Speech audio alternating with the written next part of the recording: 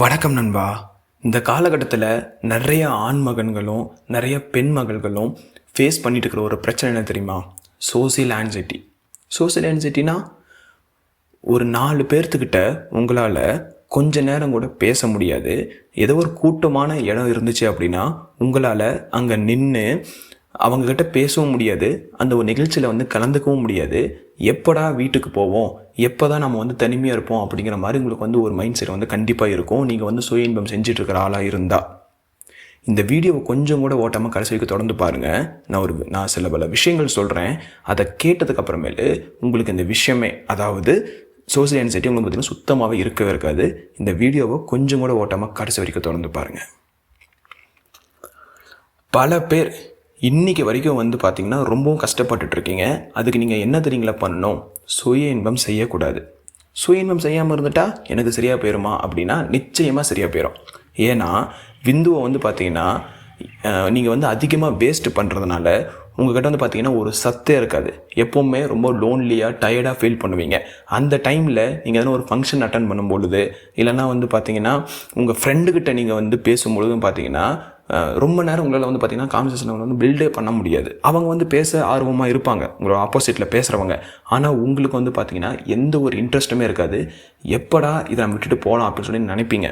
ஆனால் NoFap சேலஞ்சில் just ஒரு 50 நாள் நீங்கள் கம்ப்ளீட் பண்ணிங்கன்னா, ஜஸ்ட் ஒரு 50 நாள் நீங்கள் கம்ப்ளீட் பண்ணினீங்க அப்படின்னா நிச்சயமாக சொல்கிறேன், உங்களுக்கு அந்த ஒரு சோசியல் ஆன்சைட்டி அப்படிங்கிற ஒரு விஷயமே உங்கள் வாழ்க்கையில் இருக்கவே இருக்காதுங்க. நீ சிம்பிளாக சொல்லிட்ட 50 நாள் எப்படி நான் கம்ப்ளீட் பண்ணுறது, ரொம்ப ரொம்ப கஷ்டப்பட்டுட்ருக்கேன் அப்படின்னா ஒரே ஒரு விஷயம் சொல்கிறேன், எல்லாருமே கஷ்டப்பட்டுட்டு தாங்க இருக்காங்க. ஈவன் நானுமே சில விஷயத்தில் கஷ்டப்பட்டுட்டு தான் இருக்கிறேன். பட் சோசியல் ஆன்சைட்டி கிடையாது. ஆனால் உங்களுக்கு அது பெருசாக தெரியலாம். இப்போ நீங்கள் ஸ்டார்ட் பண்ணியிருக்கிறதுனால, இல்லைனா கொஞ்ச நாள் நீங்கள் இதுக்குள்ளே இருக்கிறதுனால. ஆனால் ஒரு 50 நாள் கம்ப்ளீட் பண்ணினீங்க அப்படின்னா நிறைய தடங்கள் வரும், எனக்கு தெரியும். அதெல்லாம் கடந்து தான் வரணும். வந்தீங்க அப்படின்னா உங்களுக்கு இந்த பிரச்சனை இருக்காதுங்க. சரியா? இதை நான் ஒரு பெனிஃபிட்லாம் சொல்ல மாட்டேன். உங்களுக்கு இது ஒரு கைண்ட் ஆஃப் பெனிஃபிட்டாக இருக்கலாம். பட் என்னை பொறுத்த வரைக்கும் இது ஒரு பெனிஃபிட்டே கிடையாது. நாம் மனிதர்கள், நாம் மனுஷன் கூட நம்ம பேசுகிறோம், பழகிறோம். அவங்ககிட்டயே நம்மளால் ஒரு ஒன்றி இருக்க முடியல, நம்ம எண்ணத்துக்கூடையே, மனுஷங்க எண்ணத்துக்கூடையே நம்மளால் ஒன்றி இருக்க முடியல அப்படின்னா அது ரொம்ப ஒரு மோசமான விஷயம் தானே. அது நமக்கு இருக்கக்கூடாது தானே. அப்போது அதை நாம்ளே பார்த்திங்கன்னா சரி பண்ணிக்கலாம் இந்த சேலஞ்சை ஸ்டார்ட் பண்ணுறதுனால. இந்த சேலஞ்சில் இருந்தீங்கன்னா போதும், எண்ணற்ற பெனிஃபிட்ஸ் கிடைக்கும். ஃபோக்கஸ்லேருந்து, கான்சன்ட்ரேஷன்லேருந்து, நல்ல ஒரு டீப் ஸ்லீப்லேருந்து, நல்ல ஒரு ரொட்டீனை நீங்கள் சேஞ்ச் பண்ணுறதுலேருந்து எல்லாமே உங்களுக்கு கிடைக்கும்.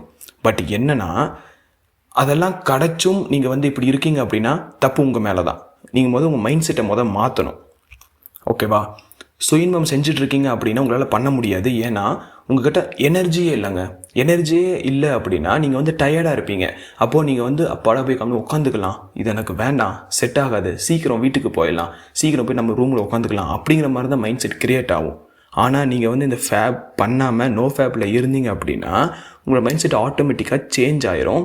சேஞ்ச் ஆகலை அப்படின்னா நீங்கள் தான் சேஞ்ச் பண்ணிக்கணும். இப்போ நான் நல்லா இருக்கேன், நான் சுய இன்பமே செய்யாமல் அந்த ஒரு கெட்ட ஒரு காலத்தில் இல்லாமல் நான் ஒரு நல்ல ரொட்டீனை நான் லீட் பண்ணிகிட்டு இருக்கிறேன், அப்போது நான் நல்லா தான் இருக்கிறேன் அப்படின்னு நீங்கள் உங்கள் மைண்ட் செட்டை சேஞ்ச் பண்ணிங்க அப்படின்னா ஆட்டோமேட்டிக்காக மீதமுள்ள பெனிஃபிட்ஸ்லாம் இருக்குதுல்ல, நல்ல ஒரு ஃபோக்கஸ்டாக இருக்கட்டும், நல்ல ஒரு அட்ராக்ஷன் கிரியேட் ஆகும், நிறைய விஷயங்கள் இருக்குல்ல, அது எல்லாமே உங்களை பார்த்திங்கன்னா ஒரு கான்ஃபிடென்ட் பார்த்திங்கன்னா பில்ட் பண்ணும்.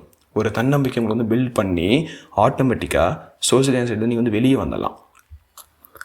நீங்கள் ஜஸ்ட் லைக் இது மாதிரி இருக்கும் இந்த ஒரு சோசியல் ஆன்சைட்டி திங். பட் ஆனால் இது ரொம்ப ரொம்ப முக்கியம்.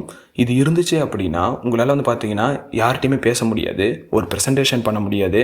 ஸ்கூல், காலேஜ், வேலைக்கு இல்லை இது பிஸ்னஸ் பண்ணுறீங்க அப்படின்னா அங்கே 4 பேர்த்து உங்களால் நிம்மதியாக பேச முடியாது. உங்கள் வாழ்க்கையில் பார்த்திங்கன்னா எந்த ஒரு முன்னேற்றமும் ஆகாது.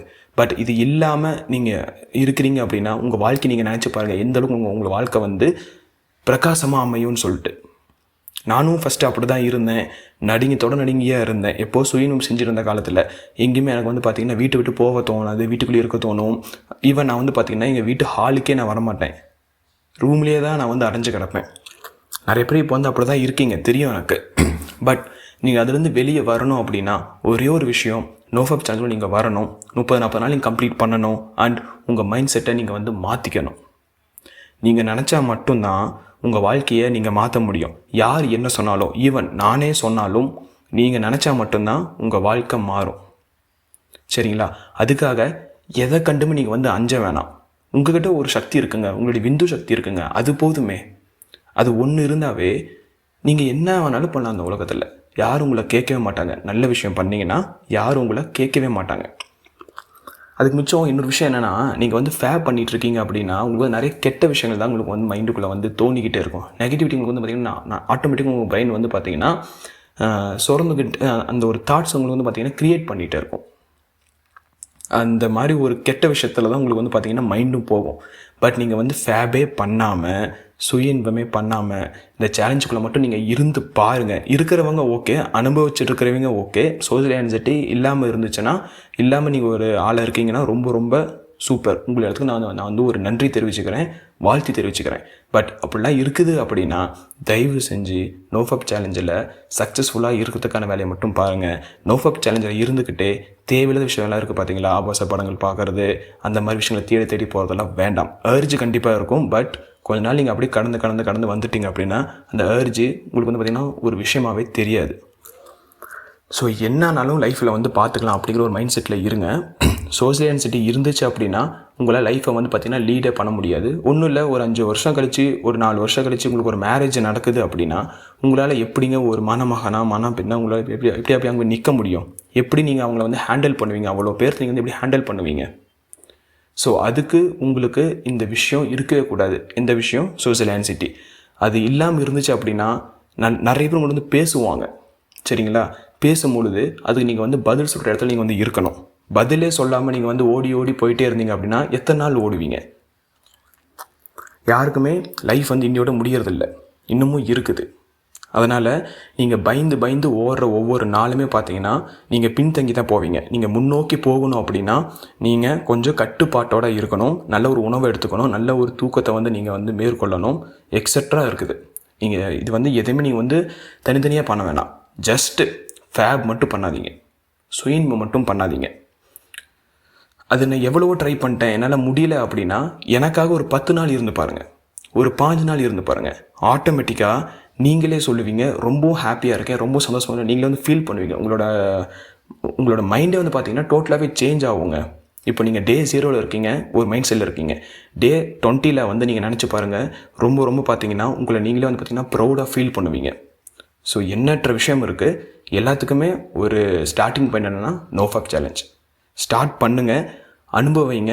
பெனிஃபிட்ஸ் நிறைய காத்துட்ருக்குது. அனுபவம் வச்சுட்டு நீங்கள் வந்து உங்கள் வாழ்க்கையில் வந்து அதை வந்து எப்படி போட்டு நம்ம வந்து மேலே வரலாம் அப்படிங்கிற மாதிரி நீங்கள் வந்து மைண்ட் செட்டில் நீங்கள் வந்து ஃபிக்ஸ் பண்ணிக்கிட்டு ஒர்க் பண்ணுங்கள். நிச்சயமாக நீங்களும் சக்ஸஸ் ஆவீங்க. உன் வாழ்க்கை உன் கையில். நன்றி நண்பா.